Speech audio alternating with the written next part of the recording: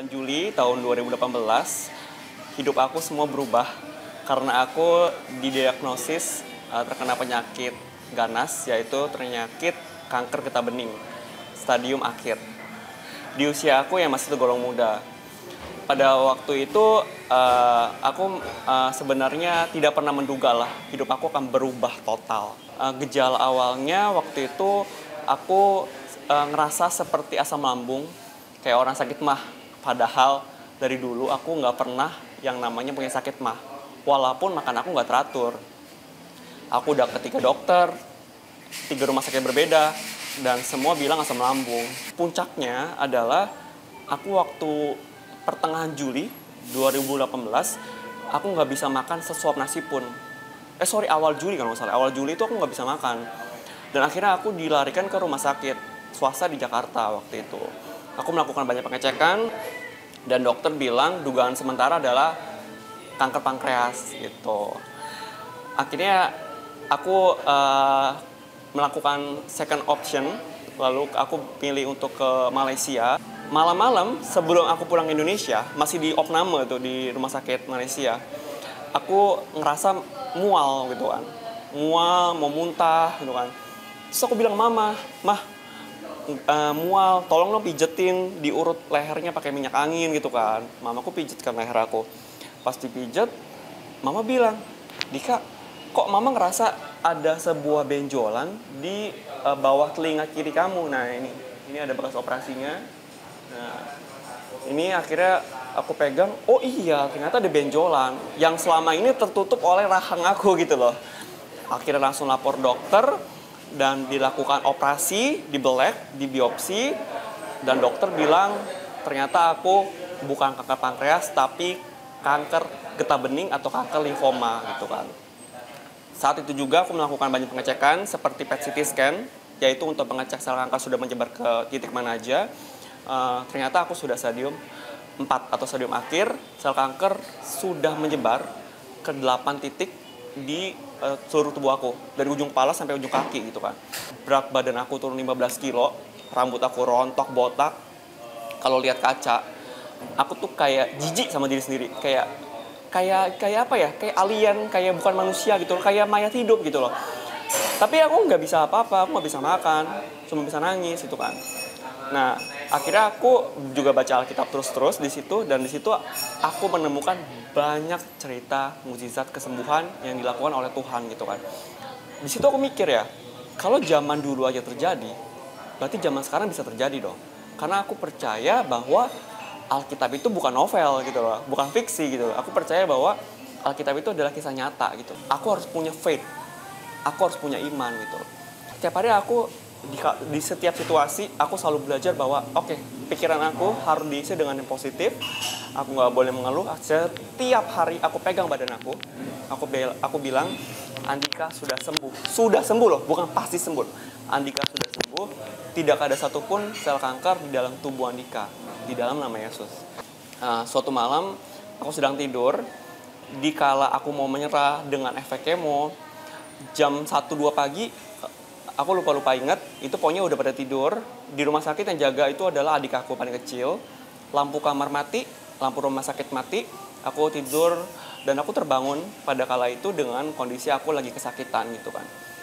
Lalu aku melihat kamar aku terang, padahal lampunya mati gitu. Ternyata aku lihat belakang ranjang rumah sakit aku, ada cahaya memancar dari tembok belakang ranjang aku. Jadi seperti ada pintu, tapi di balik pintu tuh udah cahaya terang banget. Terus kebuka pintunya gitu loh. Jadi terang banget, tapi saking terangnya, jadi memenuhi satu ruangan tuh terang banget gitu loh. Tapi di situ aku nggak ngerasa takut, aku nggak ngerasa merinding, tapi aku rasa damai. Dan aku bangunin adik aku waktu itu.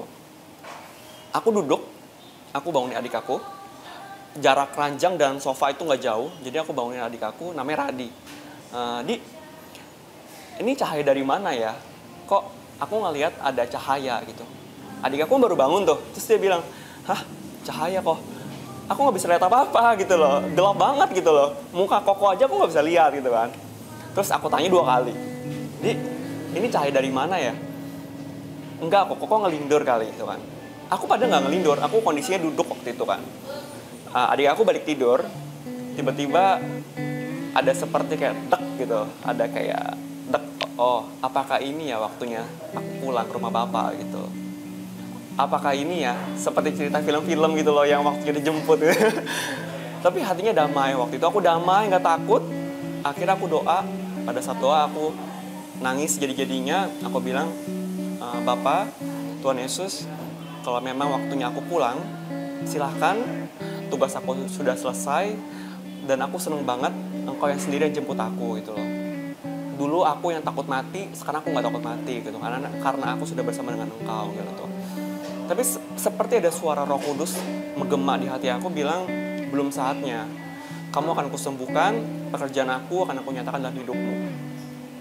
Sejak hari itu, besok pagi aku nanya adik aku, ternyata adik aku bilang aku nggak ngelindur, aku beneran nanya seperti itu. Dan sejak hari itu, aku tahu bahwa itu adalah Tuhan. Tuhan yang hadir, Tuhan yang menunjukkan bahwa dia itu ada, dan dia itu nyata gitu loh. Makin sejak hari itu aku jadi makin semangat. Aku nggak boleh ngeluh.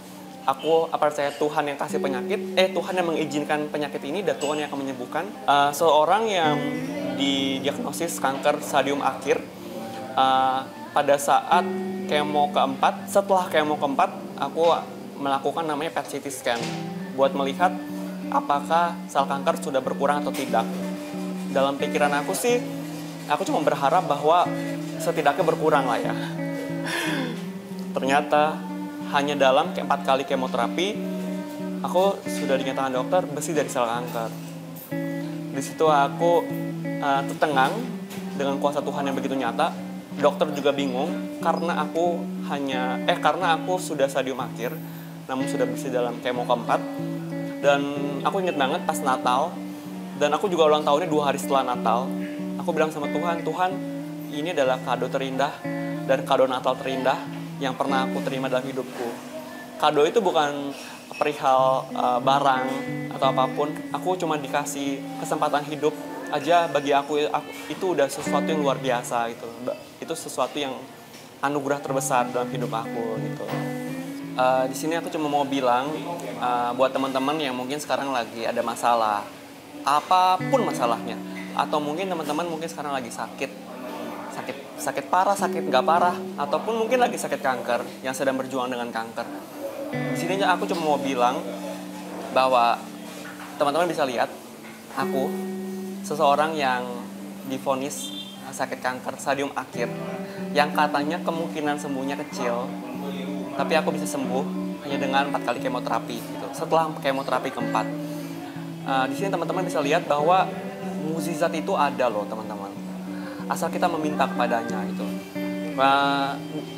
Kalau kita lagi ada masalah, biasanya kita itu lebih ke arah lari dari Tuhan, menyalahkan Tuhan, menyalahi Tuhan gitu loh. Itu yang Tuhan nggak mau gitu loh. Padahal sebenarnya teman-teman lagi diproses gitu loh. Sebenarnya itu yang Tuhan mau, kita cari Dia gitu. Kita cari Tuhan. Karena Tuhan itu mau memakai hidup kita buat menyatakan pekerjaannya.